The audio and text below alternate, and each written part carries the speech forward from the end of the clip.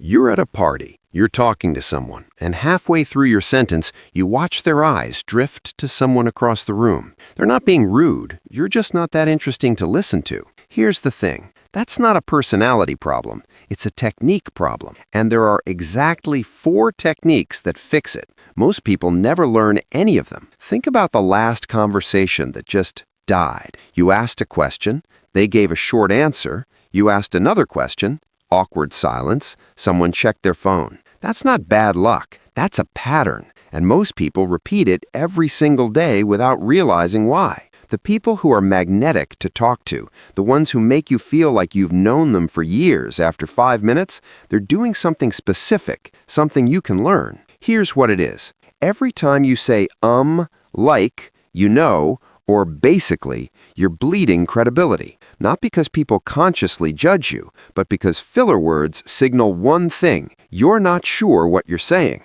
Here's a test. Read these 2 sentences out loud. So basically, like, on Sundays, I kind of go to the gym in the morning, and then I normally hang out with my friends or whatever. Now this one. Sundays, I go to the gym in the morning, then I spend the afternoon with my friends. Same information, completely different person. The second version sounds like someone who knows what they think. That confidence is what makes people lean in. The fix is simple, but not easy. Next time you feel the urge to say or like, say nothing instead. Let the silence sit for half a second. That silence sounds more confident than filling it. But cutting filler is only half the equation. The most underrated tool in conversation is the one that costs nothing and takes 0 skill to use. Silence. Not awkward silence, strategic silence. Watch any great speaker, Obama, any top-tier TED Talk presenter, the best podcast hosts, and you'll notice they pause right before the important thing, right after the punchline. That pause does something to the brain. It signals what I'm about to say matters. Pay attention. Try it. The reason most conversations fail is because nobody actually listens. Now try, the reason most conversations fail is because nobody actually listens. Feel the difference? The second one lands. Pausing isn't hesitation, it's punctuation for your voice.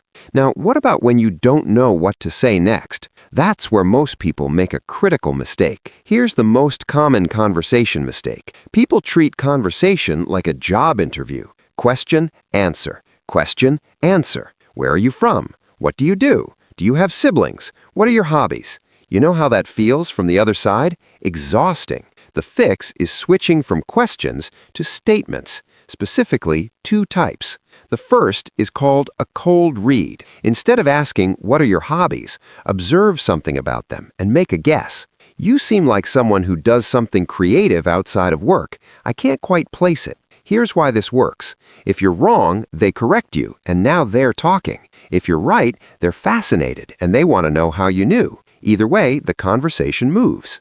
This isn't a trick. It's what behavioral analysts, detectives, and the best therapists do instinctively. They make observations instead of asking generic questions. The second type is a story statement. Instead of asking, "What scares you?" share something yourself. When I was a kid, I was terrified of the dark. Like seriously, I'd hide completely under the blanket, convinced that if any part of me was visible, something would get me. You just gave them 3 doors to walk through: childhood, fear, or that specific story. They pick the one they connect with. The conversation finds its own direction. You stopped interrogating, you started connecting. But even with all 3 of these techniques, there's still one mistake that kills conversations faster than anything else.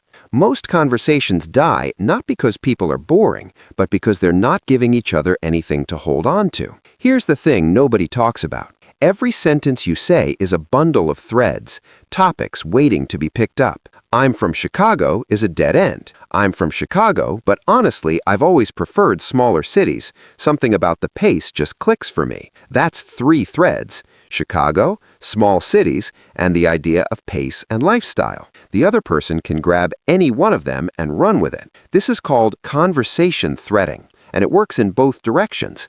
When someone gives you a dead end, you add information instead of asking another question. When someone gives you a rich sentence full of details, you pick the thread that genuinely interests you most and you follow it.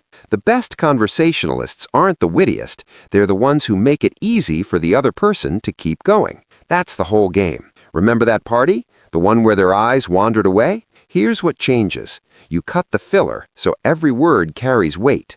You pause so the important things actually land. You make statements instead of firing questions so they feel comfortable, not cornered, and you give them threads to hold on to so the conversation always has somewhere to go. None of this requires being funnier, smarter, more experienced. It just requires practice. And the first chance you get to practice is the next conversation you have. If this reframed how you think about conversation, there's a follow-up to this that goes even deeper. It's about why people trust some people instantly and never warm up to others. The answer is weirder than you'd expect.